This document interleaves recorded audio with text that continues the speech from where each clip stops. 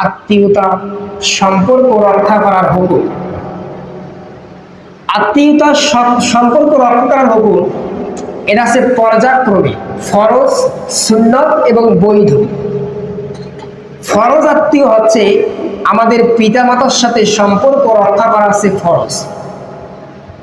কারণ আল্লাহ সুবহানাহু ওয়া তাআলা অনেক জায়গায় বলেছেন তেনার পরেই যে কথাটা আসে সেটা হচ্ছে পিতামাতার কথা, তেনার পর রাসূলের কথা আছে, রাসূলের কথার পর আসলেই যে কথাটা আসে সে কথাটাই হচ্ছে পিতামাতার কথা। কারণ পৃথিবীতে যাদের মাধ্যমে আমরা পৃথিবীর আলো দেখলাম, আমরা হাঁটতে শিখলাম, চলতে শিখলাম, কথা বলতে শিখলাম, একজন আরেকজনের সম্পর্কে আত্মীয়তার বন্ধনে আবদ্ধ হওয়া শিখলাম, সেই পিতামাতা হচ্ছে আমাদের সর্বপ্রথম আত্মীয়।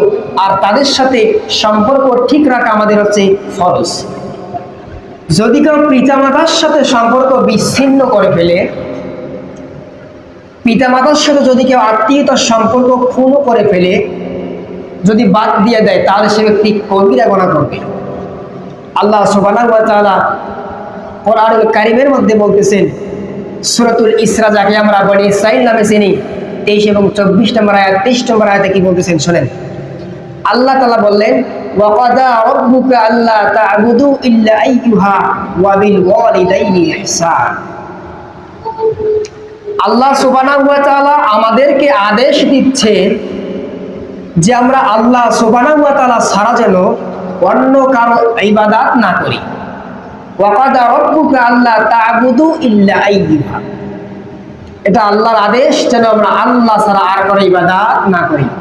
তারপরের বাক্যে দেখেন আল্লাহর ইবাদতের পর আল্লাহ সুবহানাহু ওয়া তাআলা যে কথাটা বললেন, ওয়া বিল ওয়ালিদাইনি ইহসান, তোমরা তোমাদের পিতামাতার সাথে ইহসান করো, সদাচরণ করো, উত্তম আচরণ করো, ভালো ব্যবহার করো। তার মানে পিতামাতার গুরুত্ব আছে না নাই? সমাজের দিকে তাকালে যে আমাদের অবস্থাটা সবচাইতে বেশি মনে হয় সম্পর্কের মধ্যে ফাটল ধরে পিতা এবং মাতা। যদি এতদিন আমরা জানতাম না, আজকে যেহেতু জানতেছি, যাদের এই সম্পর্কটা ফাটল আছে আশা করবো তারা জোড়া লাগিয়ে নেওয়ার চেষ্টা করবেন। কারণ পিতামাতার সন্তুষ্টিতে আল্লাহ তাআলার সন্তুষ্টি, আর পিতামাতার অসন্তুষ্টিতে আল্লাহ সুবহানাহু ওয়া তাআলার অসন্তুষ্টি। দুনিয়াতে আপনার জান্নাত আছে, দুনিয়াতে আপনার জান্নাত। আল্লাহ রাসূল সাল্লাল্লাহু আলাইহি ওয়াসাল্লাম হাদিসের মধ্যে বললেন, আল জান্নাতু তাহতা আখদামুল উম্মাহাত, মায়ের পায়ের নিচে সন্তানের জান্নাত। কার পায়ের নিচে?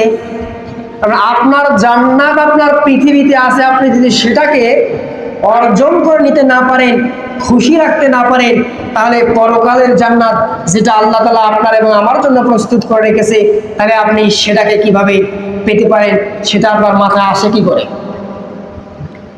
কারণ আল্লাহ তাআলা আত্মীয়তা, ফরজ আত্মীয় তাদের সাথে সব জায়গায় আল্লাহ তাআলা বললেন যে পিতামাতা, পিতামাতা, কারণ আল্লাহর পরে রাসূল, রাসূলের পর পিতামাতা, আল্লাহর পরে যে শব্দটা আল্লাহ তাআলা বলেন, ওয়া কাদা রাব্বুকা আল্লা তা'বুদু ইল্লা আইয়ুহা ওয়া বিল ওয়ালিদাইনি ইহসান, তোমরা পিতামাতার সাথে সদাচরণ করো। সুতরাং আমাদের সবচাইতে বেশি উচিত সদাচরণ পাওয়ার যোগ্য আমাদের পিতা এবং মাতা সম্মানিত উপস্থিতি। আব্দুল্লাহ ইবনে মাসউদ রাদিয়াল্লাহু তাআলা আনহু, আল্লাহ নবী সাল্লাল্লাহু আলাইহি ওয়াসাল্লাম একজন সাহাবী, অত্যন্ত গুরুত্বপূর্ণ একজন সাহাবী। তিনি আল্লাহ রাসূল সাল্লাল্লাহু আলাইহি ওয়াসাল্লাম জিজ্ঞাসা করেন, ইয়া রাসূলুল্লাহ, আব্দুল্লাহ ইবনে মাসউদ আল্লাহ নবী সাল্লাল্লাহু আলাইহি ওয়াসাল্লামকে জিজ্ঞাসা করেন, ইয়া রাসূলুল্লাহ, আমাকে এমন একটা আমলের কথা বলে দিন যে আমলটা আল্লাহ তাআলার কাছে সর্বোত্তম আমল। আইয়ু আমালি আহাব্বু আলাল্লাহ, আমাকে এমন একটা আমলের কথা বলুন যে আমলটা আল্লাহর কাছে সর্বাধিক প্রিয়।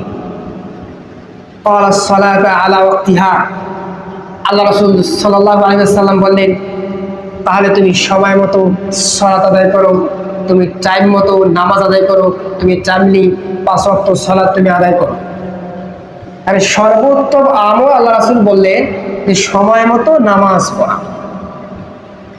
আব্দুল্লাহ ইবনে মাসউদ আবার বললেন, ক্বালা সুম্মা আইয়ু, ক্বালা সুম্মা ইয়া রাসূলুল্লাহ সাল্লাল্লাহু আলাইহি ওয়াসাল্লাম, অতঃপর কোনটা? এক নাম্বার তো বললেন সময় মতো নামাজ আদায় করব, সে কথা বললেন। তাহলে অতঃপর মানে তারপরে কোনটা? কলা সুম্মা, আল্লাহ অতঃপর বললেন বিররুল ওয়ালিদাইন, তোমার পিতা মাতার সাথে সম্পর্ক ঠিক রাখা, তাদের সাথে উত্তম আচরণ করা। তারপরে আবার বললেন কলা সুম্মা আইয়ু কলা, ইয়া রাসূলুল্লাহ অতঃপর কোনটা? কলা, আল্লাহ রাসূল সাল্লাল্লাহু আলাইহি ওয়াসাল্লাম বললেন আল জিহাদু ফি সাবিলিল্লাহ, তুমি আল্লাহ রাস্তায় জিহাদ করো। একটু বুঝেন, সর্বপ্রথম বললেন তোমরা সময় মতো সালাত আদায় করো, তারপর বললে ইয়া রাসূলুল্লাহ কোনটা?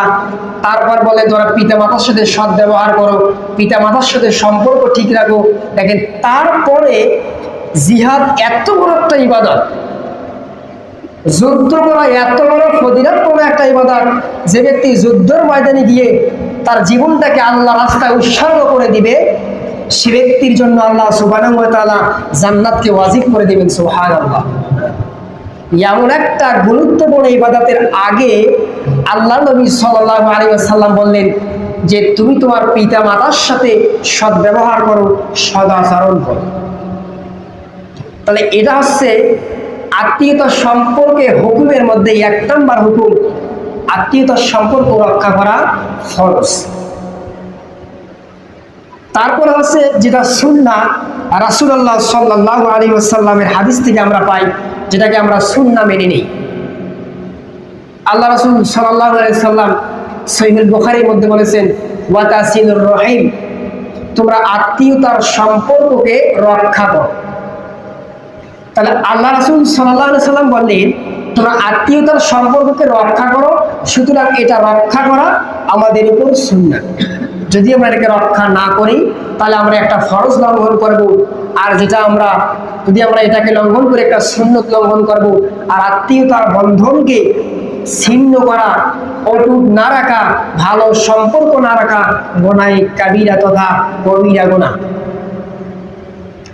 তারপরে আছে বৈধ আত্মীয়, তাদের সাথে আমরা বৈধ মানে তার সাথে সম্পর্ক রাখতে হবে, সে মুশরিক হোক, সে কাফের হোক, সে বেদিন হোক, সে হিন্দু হোক, তার সাথে আমাদের আত্মীয় ঠিক রাখতে হবে। কারণ সালমা বিনতে আবু বকর রাদিয়াল্লাহু তাআলা আনহু তিনি বললেন যে আমি আল্লাহ রাসূল সাল্লাল্লাহু আলাইহি ওয়াসাল্লামের কাছ থেকে ফতোয়া জিজ্ঞাসা করলাম, তাকে আমি বললাম যে আমার মা আমার কাছে মুশরিক অবস্থায় আসলো, আসার পর তিনি আমার কাছে আশা করতেছেন সদাচরণ পাওয়ার জন্য, উত্তম আচরণ পাওয়ার জন্য, ভালো ব্যবহার পাওয়ার জন্য। তাহলে কি রাসূলুল্লাহ সাল্লাল্লাহু আলাইহি ওয়াসাল্লাম আমি কি তার সঙ্গে সৌহার্দ্যপূর্ণ উত্তম আচরণ করব? আল্লাহ রাসূল সাল্লাল্লাহু আলাইহি ওয়াসাল্লাম বললেন নাম, অবশ্যই তুমি তার সাথে উত্তম আচরণ করবা, হোক সে ইহুদি, নাসারা, বেদিন, কাফের। তুমি তার সাথে তোমার পিতা মাতার সাথে সুন্দর আচরণ করবা। সুতরাং আত্মীয় পিতা মাতা সে বেদিন হতে পারে, তার সাথে আমাদের সম্পর্কটা অটুট রাখা রাসূল সাল্লাল্লাহু আলাইহি ওয়াসাল্লামের হাদিস দ্বারা আমরা জানতে পারি।